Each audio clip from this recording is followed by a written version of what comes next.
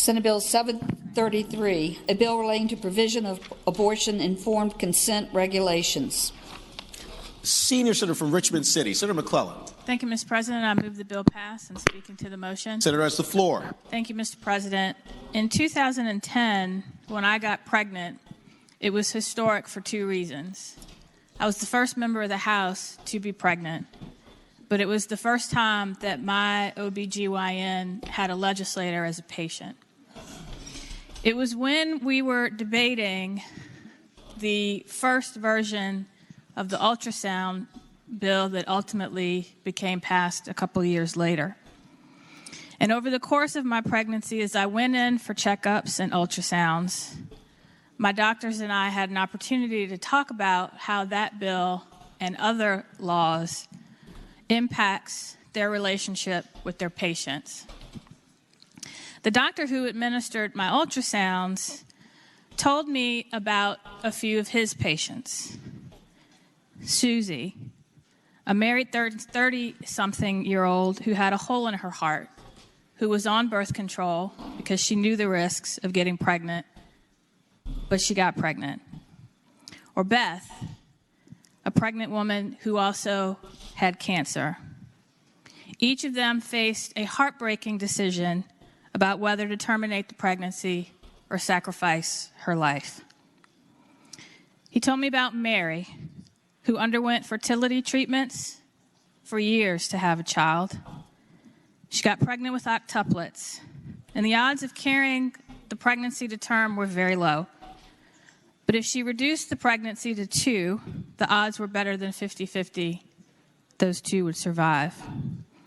Or Amy, who suffered an incomplete or missed miscarriage, fetal demise, and needed an abortion to complete that miscarriage and remove the fetus and placenta from her uterus.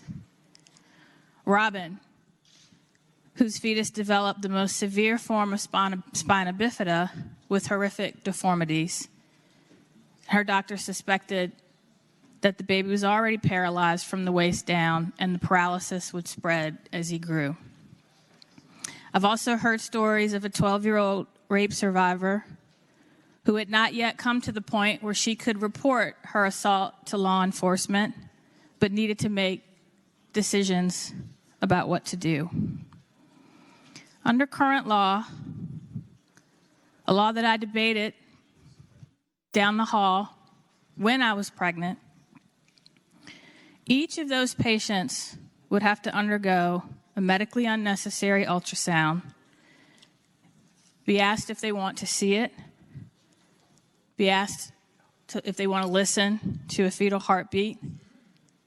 And for all of those women, that would have been a devastating result, a devastating state mandate. Each of them then would have to wait another 24 hours before a procedure. If they lived in certain parts of the state and it was early in their pregnancy, their options for where and from whom to get the procedure would be extremely limited. Laws that this bill will eliminate that restrict a woman's access to abortion can in fact harm the very women they purport to protect. By inserting government into a very difficult decision and relationship between them and their doctor, a woman's ability to access health care, including an abortion, should not depend on her income or her address. And yet some of these laws that will be eliminated today do just that and are eerily reminiscent of a time before Roe versus Wade when access depended not on what the law said, but on a woman's economic status, race, where she lived, or her ability to travel to another state. Senate Bill 733 will eliminate the most restrictive, medically unnecessary barriers to accessing abortion care. Leading medical experts and organizations, including the American College of Obstetricians and Gynecologists and the Medical Medical Society of Virginia support the bill.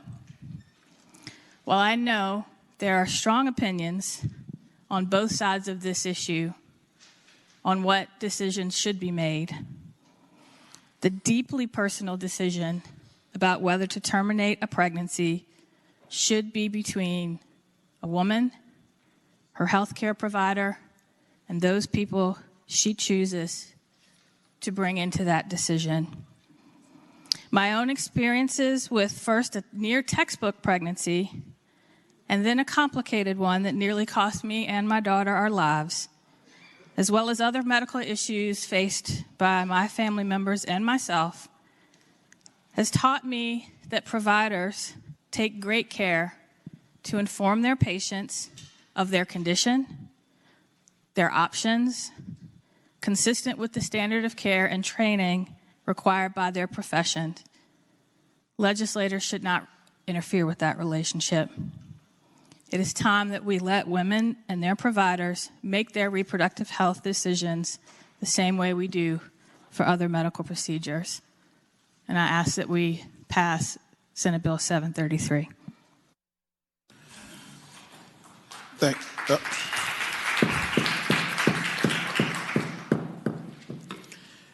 For what purpose is Senator calling the senior senator from Richmond City, Senator McClellan? Thank you, Mr. President. Speaking to the bill. Senator's the floor. While I respect the beliefs of my colleagues on the other side of the aisle, including the two medical professionals, there are other medical professionals that we heard from, at least two doctors who testified. Not everyone who wanted to testify was able, because I think we have heard this bill before. The American College of Obstetrics and Gynecologists, who sent a letter to the chair of the committee, who specifically spoke on the fact that nurse practitioners and physician assistants, even though they're no longer in this bill, do possess the clinical and counseling skills necessary to perform first trimester abortions. 15 other states allow that. And in fact, we train nurse practitioners and physician assistants in Virginia to perform early term abortions, which they do in other states. I did talk to medical professionals, in addition to the ones mentioned. At least two physicians who work in the same practice as one who disagrees. So,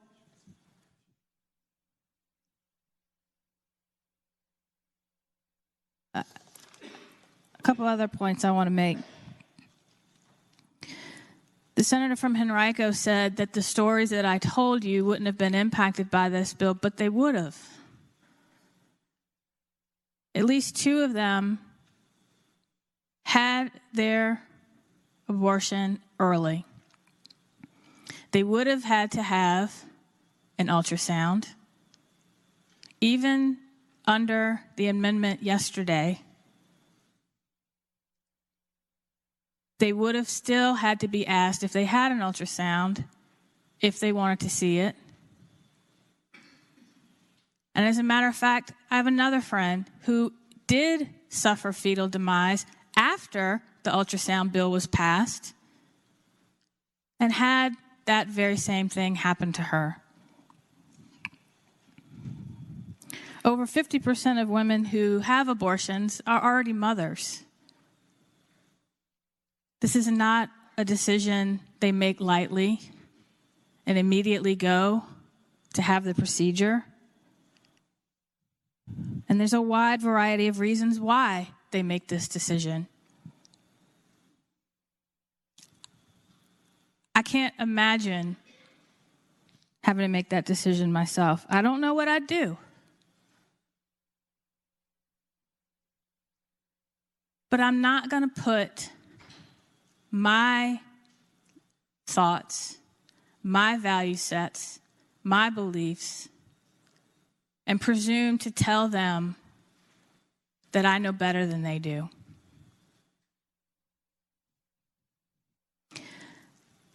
This bill will not prohibit anyone, any provider, from giving informed consent. They do it in every other medical procedure done where it's in the standard of care without that being mandated in the code. It'll be no different here.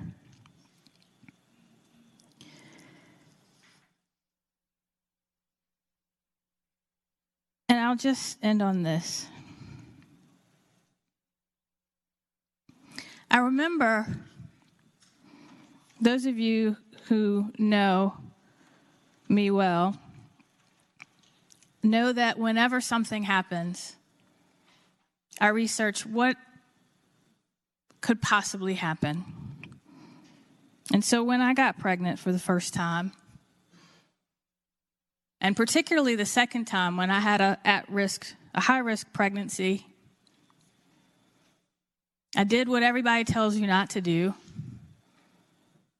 I read online everything that could go wrong. Everything.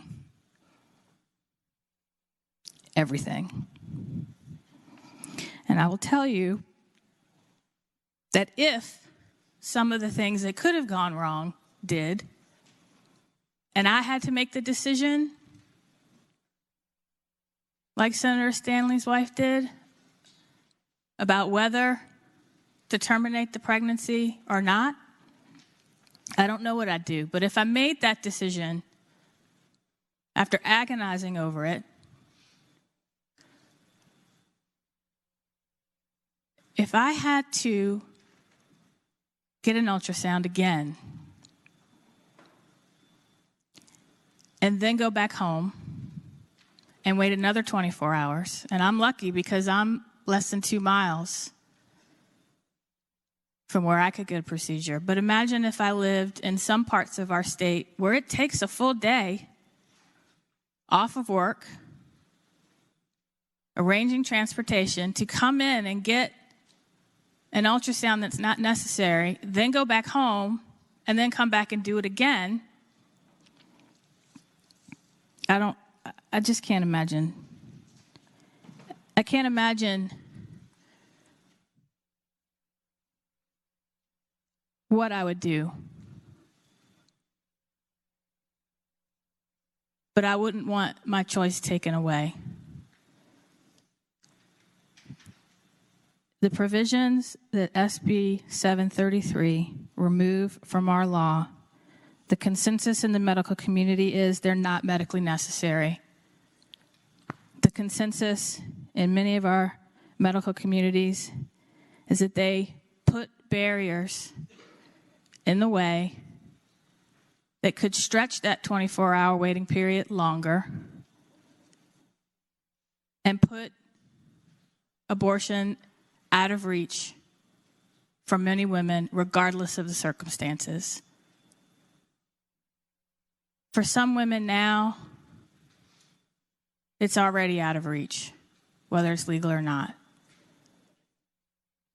Let's remove the medically unnecessary requirements, leave it to the standard of care, and leave it to these women to make the decision that is best for them and their family. Thank you, Mr. President.